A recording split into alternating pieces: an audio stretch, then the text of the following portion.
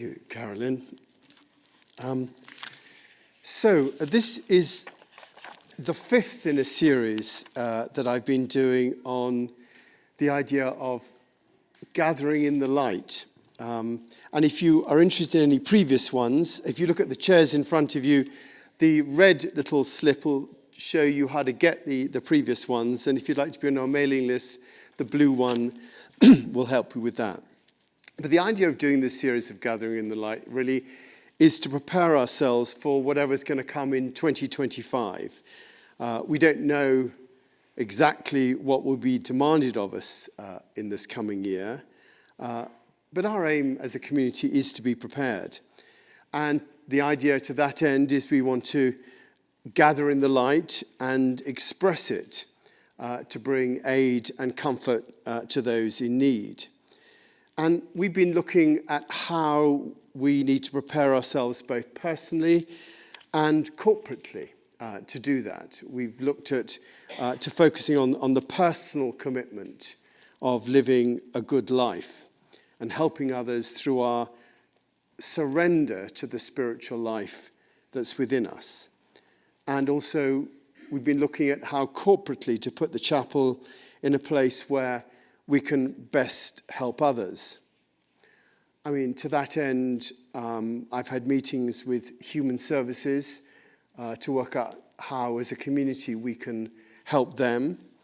We're also going to be bringing Tim Shriver of the Kennedy family to talk to us about the importance of modelling dignity to the world. That's going to be a part of the Aspen Explorers Club, following on from Marianne Williamson coming. Tim Shriver is going to be coming. And just, he's got a thing that he's been talking about how to model dignity in the world. And I think that's going to be a useful thing.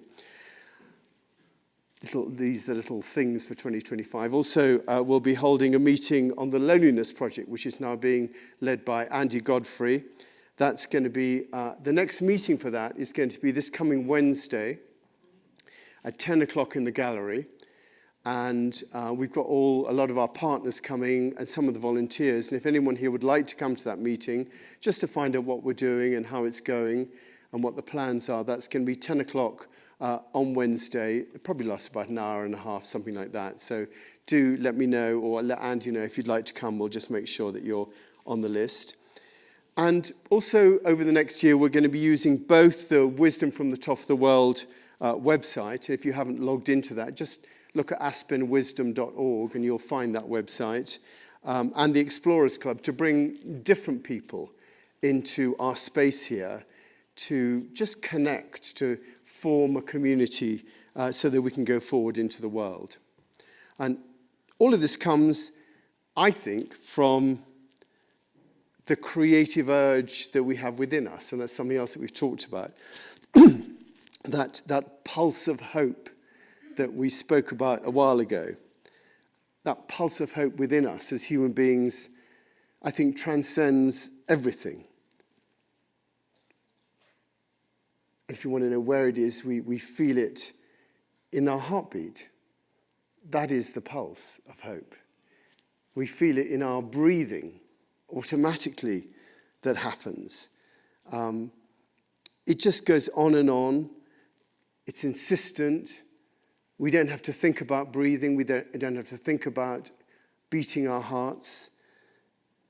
It just takes us from moment to moment, and that pulse, that urge, is always there, and it's really what keeps us alive.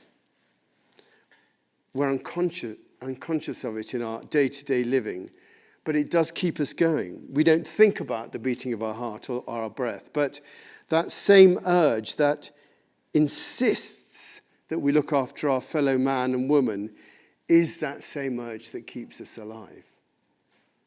The aliveness that brings us here also brings us into the compassion and careness that we have for people who are around us. It's the urge that transcends both birth and death. And in the spiritual life, people often talk about that which transcends birth and death. In Buddhism, you have that idea of what was, your face before you were born. that koan, which actually makes us think about that which transcends birth and death. And the concept of eternal life.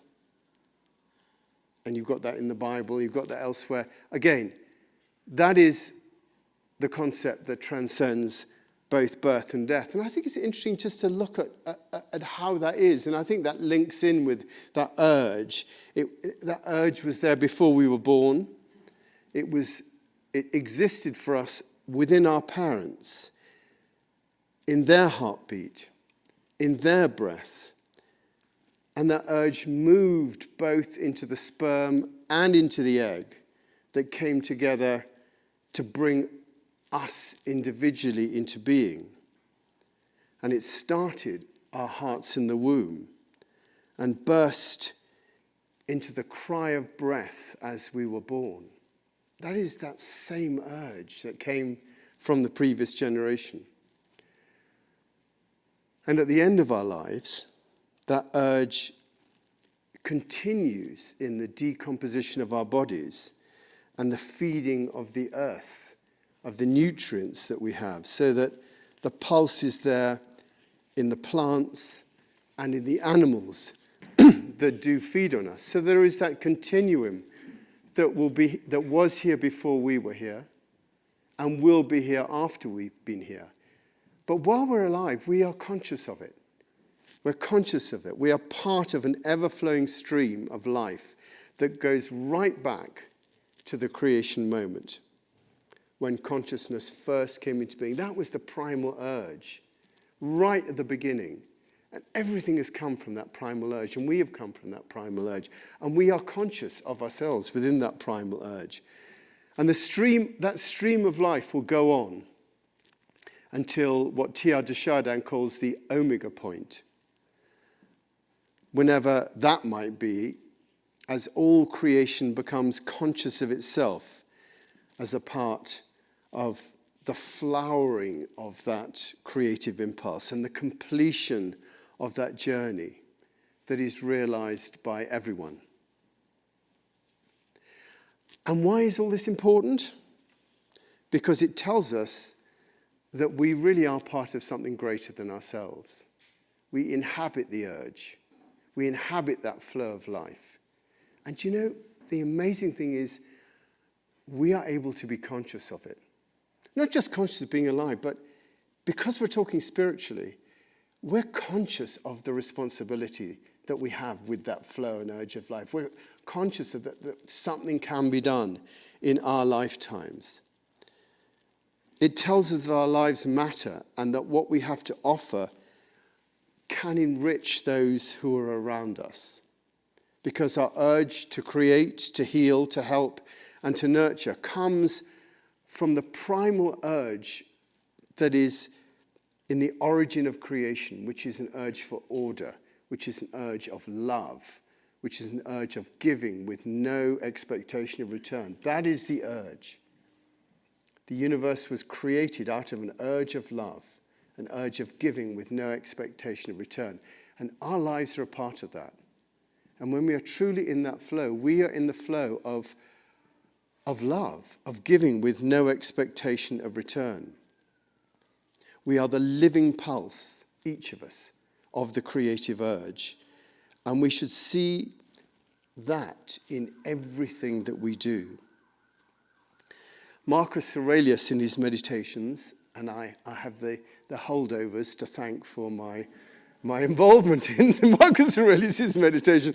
I'm gradually ploughing through it. And anyway, I did come across this, and it seemed to be relevant to what I'm saying. I think when you're in the flow, when you're in that flow, you do find, and I do find that the books and things and quotes come to me. And I'm reading it, and I think, this works for Sunday. I think, well, that's great. And actually, I always have the idea that it does come to you. People come to you. Ideas come to you. Things come to you if you let go into that flow. Because there's something greater than yourself that's going on. Anyway, Marcus Aurelius says, implements, tools, equipment, if they do what they're designed for, then they work.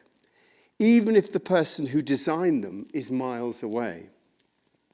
But with naturally occurring things, The force that designed them is present within them and remains there, which is why we owe it special reverence, with the recognition that if we live and act as that presence within us dictates, then everything in you is intelligently ordered, just as everything in the world is. Actually, Marcus Aurelius was in Gladiator. If you've seen the original Gladiator, he's the emperor at the beginning of Gladiator that dies, that doesn't hand on to, you know the rest of the story. Anyway, is paying attention to that urge within us and paying special attention. This is the recognition that both we and the world are intelligently ordered. Intelligent. It's always interesting, these words. From interlegere, that's the Latin words. Intelligent comes from interlegere, which, would you believe, it means to choose between. The essence of intelligence is choosing between.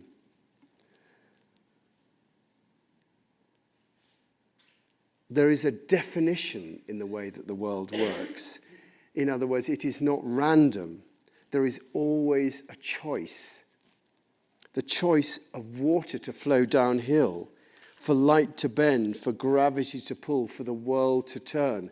A choice made upon the natural order of the universe. The universe chooses where to go because there's a natural order, drawing it in the right direction, in the direction of love, of creating.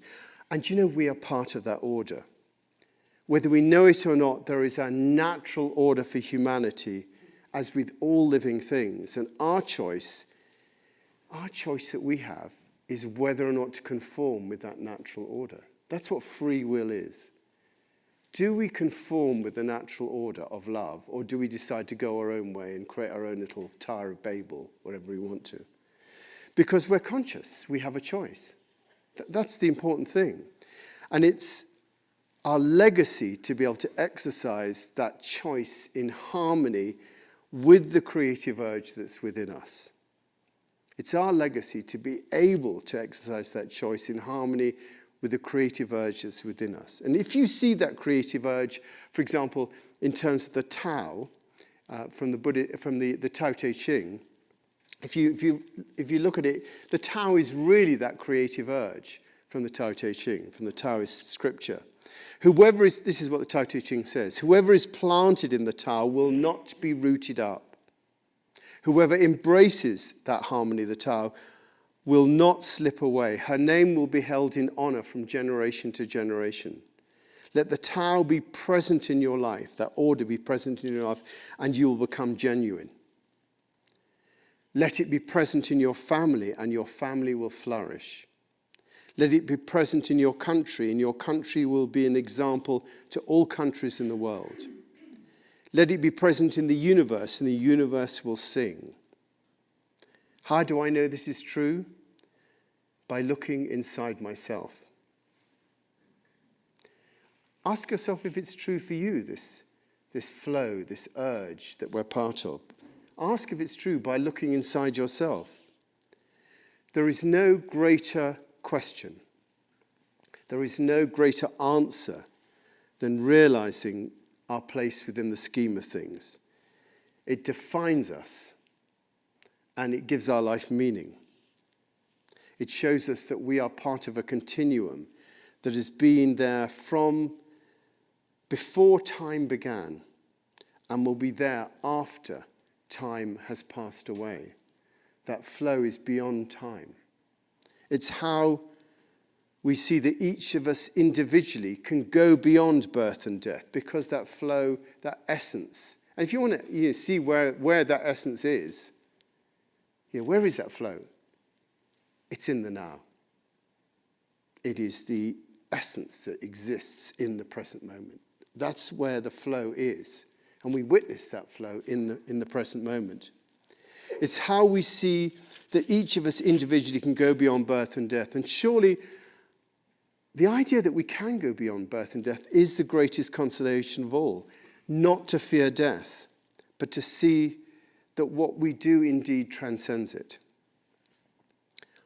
all that is lost is the ego, our innate survival mechanism that too can be transcended if we have the intelligence to choose to transcend the ego.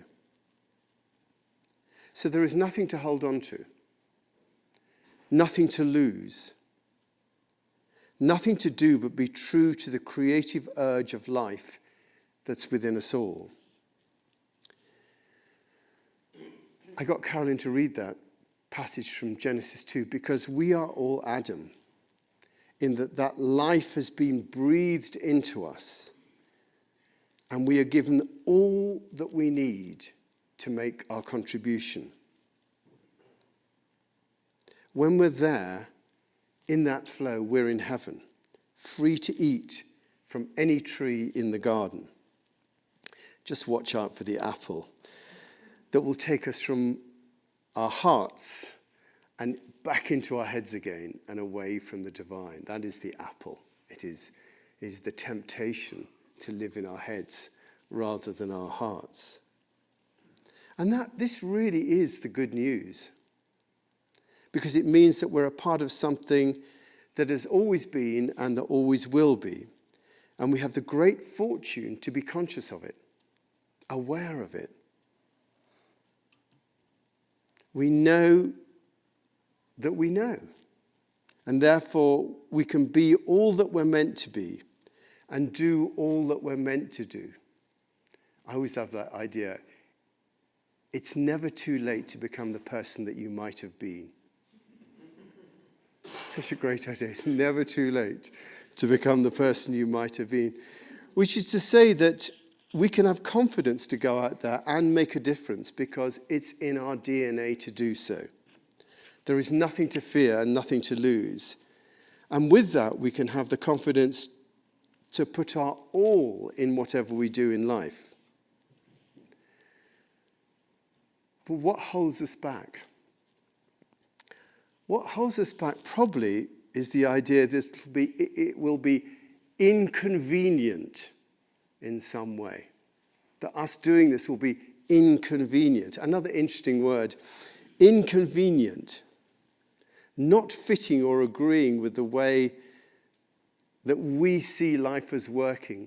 In other words, if our urge is suggesting we do something that doesn't really fit into the way that we see life works.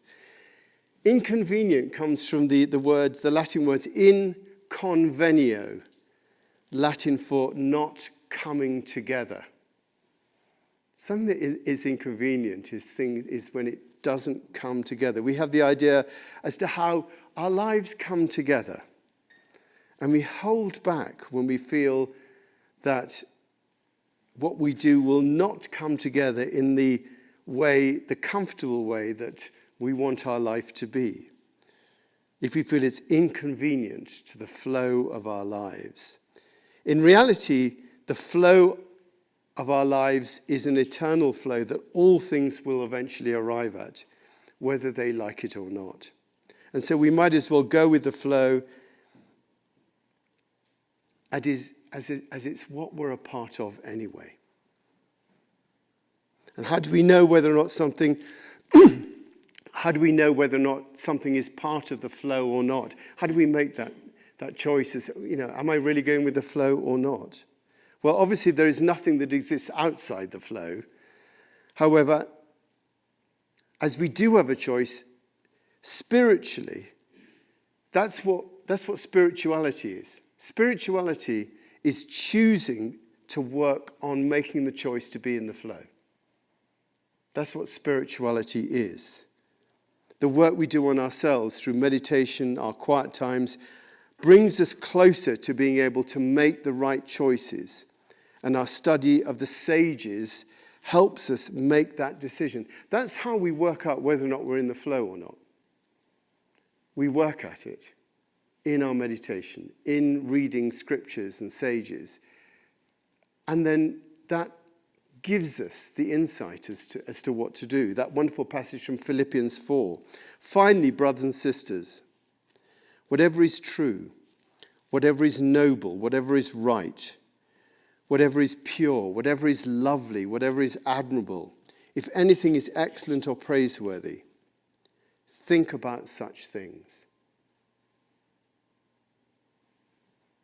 That is asking us to consider these things. And everything we study, whether it be the Tao Te Ching, the Bible, the Bhagavad Gita, the Upanishads, the Quran, the Dhammapada, all these things are there for one reason: to show us how to act, or as we say here, to show us how to live our lives more skillfully. That's the purpose of all those books.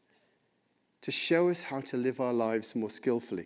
And the most skillful way to live life is to live within that flow, to be a part of the unfolding of creation, to be a part of love. That's what it is.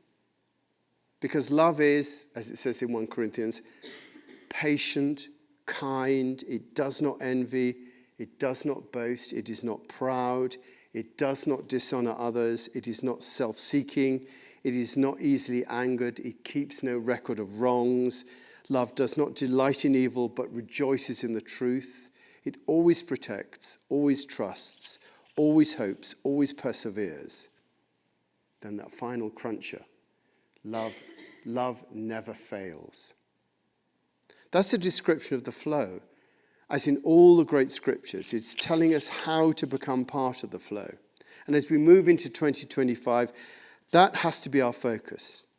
To become part of the flow of life that heals, that gives balm, that helps, that offers sanctuary to others. We want to be the solution rather than the problem. To be the answer as well as the question. St. Francis' wonderful prayer, Lord, make me a channel of your peace. Where there's hatred, let me sow love. Where there is injury, pardon. Where there is doubt, faith. Where there is despair, hope. Where there is darkness, light. Where there is sadness, joy. And finally, you'll be relieved to hear the prayer of St. Ignatius Loyola, which is a fantastic prayer. Teach us, good Lord, to serve you as you deserve. That's to serve the flow. To give and not to count the cost. To fight and not to heed the wounds. To toil and not to seek for rest. To labor and not to ask for any reward except that of knowing that we are doing your will. It is all the same prayer, to be in the flow of God's love. And that is our only task. All our work should be focused on that, because when we're there, everything flows with us, and we're given everything we need to help us on our way. It is the richest seam of all life. And Heather's going to just bring around the microphone. We do always give an opportunity for people to disagree with anything that's been said here, or have their own views, or share an experience. And sometimes nobody says anything, which is totally fine as well. Just having a bit of silence is always quite nice. But if anyone does want to say anything or want to share an experience, then now's the time. Yes, Camille, there we are. Thank you, Nicholas. Hi, Heather. Hi. It was great to hear this positive message of organization that you have coming forward. That makes me feel better about the coming few months. And when you stand up there and talk Latin, I really like that. As I went to Catholic schools and had 4 years of Latin with Sister Eucharia, oh my God. Yeah. So you become the positive nun in my life. And you all make me feel welcome, where I wasn't welcome there. I was a very inconvenient Catholic kid because I already believed in reincarnation, etc. Thank you. Thank you very much, Camille. So appreciate that. Anybody else like to say anything at all? Yes, Bruce. Now that rumbling is not the Lord, that is the snow. That is the snow falling off the roof. We have this new roof which snow falls off it, so it doesn't thing. So if you hear a rumbling, do not panic. Yes. Well, to a question about the inconvenience, I think in today's world, we are so easily distracted by all sorts of things. Yeah. We always want to have a busier, fuller life, and we basically get consumed with sort of reactive maintenance of whatever we're doing, as opposed to where's the increment of sort of proactive energy and skills and so forth that we can contribute at least to the positive parts of what's flowing along. And I Yes. was just curious if you had any thoughts on that. On inconvenience, yes. Interestingly enough, I've had two instances in my life that's happened with that inconvenience. One was in 1970-something or other, when Idi Amin threw out all the Ugandan nations, and they all came to England. And we were all asked to take in Ugandan nations, and we took in a Ugandan nation into our family, partly because my stepfather was head of the Red Cross, and it would look bad if he hadn't taken one. But that is the sort of, and actually, funny enough, in England, it happened again recently when in Ukraine, when a huge number of people left Ukraine and went over, and there was a whole thing set up so people could actually take Ukrainian people into their families. The government paid a little bit. You could get a little stipend to take someone into your family. That's a sort of inconvenience that, we have to look at in our lives sometimes. We love to live our lives so long as it doesn't impinge on our front doors. But when you suddenly bring someone into your family that you've never met before, that is a shift. And I think that can be very inconvenient to what we do. So thank you for mentioning that. That's good. Anybody else? Yes, Brennan. How nice to have you here, Brennan. I already know the answer. I already know what you're going to say. But I want to ask the question anyway. Yeah. I'm joking. Yeah. I think I love what you're saying about flow. I think my dad, who grew up Catholic, was going to be a priest.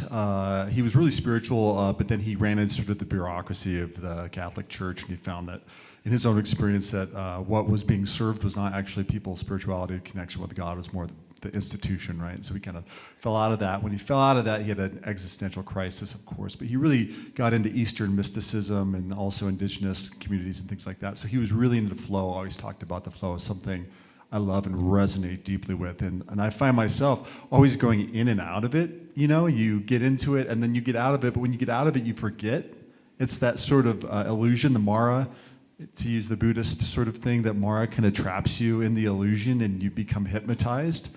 And I feel like in some strange way, that acceleration of the hypnotism is really coming online. And I mean that both literally and metaphorically, so that I've got something in my pocket right now that can keep me hypnotized 24 hours a day. We never had that before. And so it can become increasingly more and more difficult to be in the flow, just because it's inconvenient to put that phone down and just be present and work on that sort of. And this is the answer to the question, of course, is that the meditation, the going inwards, the stillness, those sorts of things. But the other piece of this for me is I end up getting quite resentful about the whole paradigm that I find myself in. It's like, why is there so many distractions? Why does my kid always want to be playing a video game? Why is there always a movie? Why are all of our movies about killing and about heroes killing other people? And why is that so attractive to us? And why do we always want to be in that? And then I end up being very resentful, if that makes sense. And I just want to be in a place where I can sort of step back, because that resentment is also just another trick of Mara, right? Anything that hooks you in that sort of emotional level, the us versus them mentality. So I was wondering if you might just be beyond just the meditation practice, which is extremely helpful, but can be hard to implement in our busy and chaotic lifestyle, just some ways to work with all the chaos. Well, I think it's so interesting that what Carolyn read about Adam having the breath breathed into him. And the word in the Old Testament for breath is ruach. And it's the same word for the word spirit as well. And in the New Testament, pneuma, P-N-U, whatever, M-A or something like that, is the same word for breath and spirit. So right the way through the Bible and in other religions, the concept of spirit and the concept of breath come together as a fundamental aspect of living in the flow of life. And I think if we can, more than anything else, bring things back to our bodies, then we're taken out of that hypnotism. And I find when I'm running or when I'm swimming, there's a meditation in that when I come back to my body. I think quite often when we're not in our bodies, That's when we allow our minds to be taken and dealt with and formed and shaped. But when we get into our bodies, our mind is secondary. And I would say that in all areas, keeping in our bodies is an incredibly important thing. And being aware of that, our breath, being aware of the beating of our heart, and because there is the spirituality. It's in the breath. It's the spirit is the breath. Thank you, Brenda. So appreciate that. Yeah. I just want to... Yeah, of course. Just thinking, it's interesting to ask ourselves right now, am I in the flow? Are you in the flow? And how do you know if you are or not? And for me, it feels like this is the fun of the whole spiritual life, is to get to know ourselves and to get to know what that is and what it feels like, and to familiarize ourselves with our own particular way of knowing. And you said one fleeting line in your talk about, when you know, when you know. And that's it. It's like we all know when we're in the flow or not. And I just think that's fun. And it's it's more a rhetorical question, but yeah. It's such a privilege being aware that there is a flow and that we can choose to be in it, rather than not even realizing that and just thinking all we can be is in our mind in one way or another. And just to rest in our knowledge of the existence of that deep pulse in our lives is a fantastic thing. Thank you. Really, it is a fun thing. Yes. I see that as just allowing the breath to be and to be present in the moment. I think that's true. Thank you. Yes, Mimi. For me, I practice Yoshoka meditation, and there's two parts of meditation. There's also the contemplative part of meditation. So when you're in the flow, you're in the flow. But then going back and noticing, oh, I'm mad at this paradigm, and contemplating what's making me think that way, my mind, and being able to look at that without judgment. But that's a huge part. That being self-aware is a huge part of meditation, and being able to stay in the flow, to see what's getting you out of the flow. It's lovely, thank you. Good. Diane. Well, and we're here all talking about our own experiences and how we're living and learning this. And I find maybe what Brennan was touching on too, as a parent, Mimi as an educator, especially for younger people, it's realizing that we can mentor the way, show the way, and as a parent, understanding or experiencing that we can't make someone awaken. We can't provide that consciousness. We can only go on our journey and hope that we are role models for that. I mean, do you see that in your work, Nicholas, with young people as to how we assist in this world for, the young folks that are coming up? I have to admit that I probably have two young people in my ministry. Not that many young people in the church. And the two young people in my ministry that I have, it's quite interesting that both of them, have either gone away from it and think, I don't want to have anything to do with that at all, but now come back and say, Dad, you wrote a book on this, didn't you? And so having them, giving them the opportunity to go away and come back again, I think is an important thing. And I do notice that, that in modeling it, the children do pick up on that. So, yeah. Right, and allowing space Allowing and time, space, that's right, which is yeah. hard as a parent That's because right. of the world we live in. That's and exactly it. what you want to provide them. But it's fascinating as we're all on our journeys, but to provide that to others. I think that's really important, yeah. Thank you. Now, we better move on, because... one more quickly, Maureen, because we're going to overrun today. I'm warning you now. No, it's okay, fine.